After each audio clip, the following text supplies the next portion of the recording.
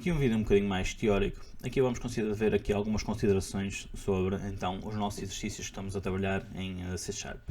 Ora, no caso do C Sharp, nós para já numa fase inicial, nós vamos criar todo o nosso código dentro das chavetas, onde estão o static void main. Okay? Esta é a linha onde vai ser iniciado então o nosso projeto, e o que nós vamos considerar é que nestes primeiros exercícios, que são exercícios procedimentais bastante simples, o que nós vamos é colocar todo o nosso código então dentro deste elemento. Depois mais para a frente vamos considerar e verificar como é que conseguimos acrescentar, por exemplo, outros métodos e outras funções, mas para já manter tudo dentro desta funcionalidade ou deste espaço. Aqui vamos começar por ver alguns tipos de dados. Por exemplo, aqui os tipos de dados mais utilizados ou que mais normais de serem usados serão então aqui os números inteiros, okay? Por exemplo, aqui definidos como int, em que eu posso dar um valor numérico inteiro qualquer. De seguida, é só aqui uma coisa: o valor pode ser negativo ou positivo, não há qualquer problema, nós estamos a inserir valores negativos num valor decimal. Depois temos aqui os valores decimais também numéricos, ou seja, nós temos aqui duas formas: temos os doubles e temos os floats, em que a única diferença de um double para um float será o número de casas decimais que nós vamos utilizar. Quando estamos a definir um float, nós devemos colocar à frente do valor um F. Okay? Ou seja, aqui, reparem, nós estamos aqui a colocar aqui um número decimal com 10.0. Poderíamos colocar aqui o valor que quiséssemos, mas a ideia dos doubles e dos floats é ser utilizados como valores então decimais.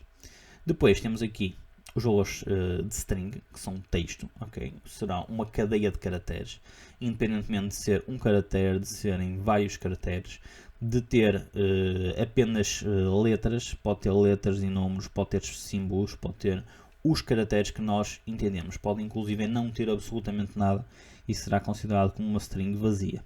Para definirmos sempre uma string, nós devemos colocá-la entre aspas para identificar que aquele conteúdo que está entre aspas vai ser o conteúdo então da nossa string. Depois, quando nós queremos fazer a leitura de um elemento inserido pelo utilizador, o que nós vamos fazer é então aqui o console readline.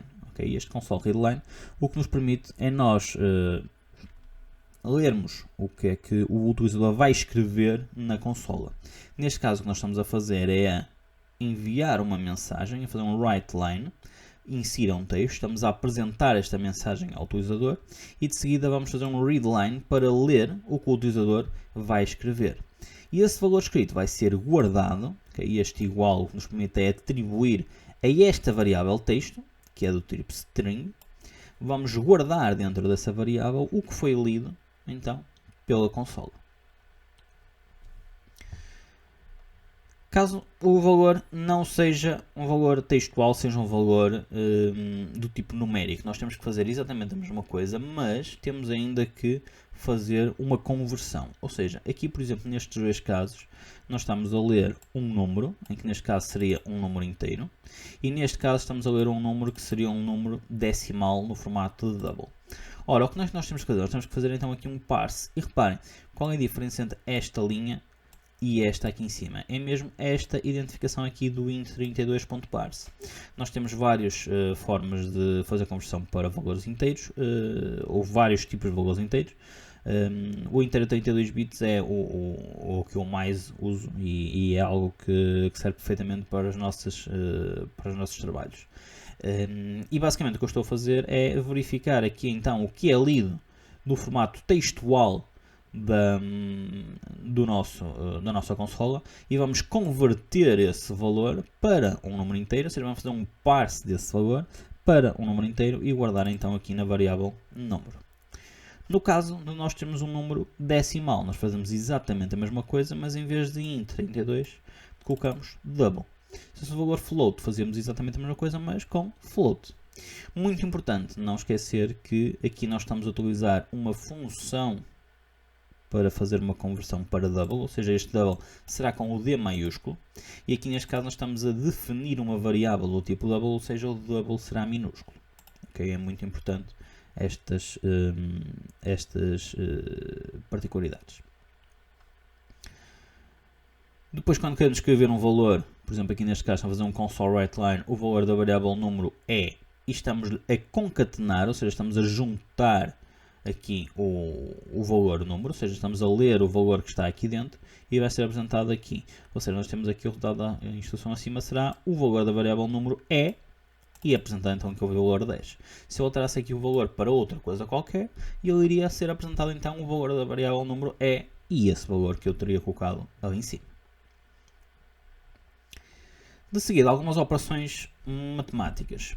Nós podemos, por exemplo, aqui, considerando dois valores numéricos, nós podemos, caso queiramos fazer aqui um cálculo de soma, nós utilizamos o valor mais. No caso de queremos fazer uma subtração ou uma diferença, colocamos o valor menos. No caso de queremos fazer uma multiplicação, devemos utilizar o sinal asterisco. No caso da divisão, e nós neste caso estamos a utilizar valores inteiros, nós temos duas formas de fazer esta divisão, ou temos dois resultados desta divisão. Se utilizarmos a barra, nós estamos a fazer uma divisão inteira. Se nós utilizarmos o percentagem, estamos a fazer o resto da divisão inteira. O que é que isto quer dizer? Quando eu tiver, por exemplo, 5 a dividir por 2, isto daria-me, se eu estivesse a falar apenas exclusivamente de valores decimais, daria 2,5. O que é que irá acontecer? Como eu estou a utilizar valores inteiros, na minha divisão inteira, o que eu vou receber vai ser o valor 2, ou seja, 5 a dividir por 2 será igual a 2. E o que é que eu tenho que... ou para que é que servirá este resto da divisão inteira? Este resto da divisão inteira daria então o resto, ou o que falta, para aquele valor. Okay? Ou seja, daria o 1 que sobra. No caso de eu querer uma divisão em que o valor final será um valor decimal, eu devo considerar que os valores que eu estou a utilizar como valores de cálculo dessa divisão devem ser valores do tipo double. De seguida temos aqui as condições.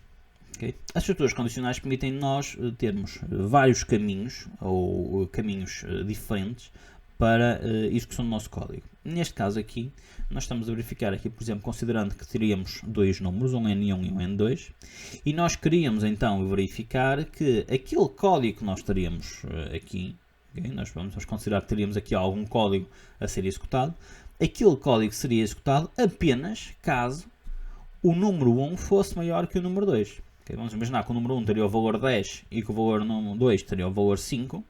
Caso isso fosse verdade, okay, caso eles tivessem esse valor, este código seria colocado. Caso contrário, não seria apresentado. No caso aqui em baixo, nós temos aqui o se não. O se não é quando nós temos várias opções que podemos querer aplicar. Ou seja, aqui neste caso vamos considerar no exemplo anterior em que teríamos, por exemplo, o número 1 como 10 ou o número 2 como 5.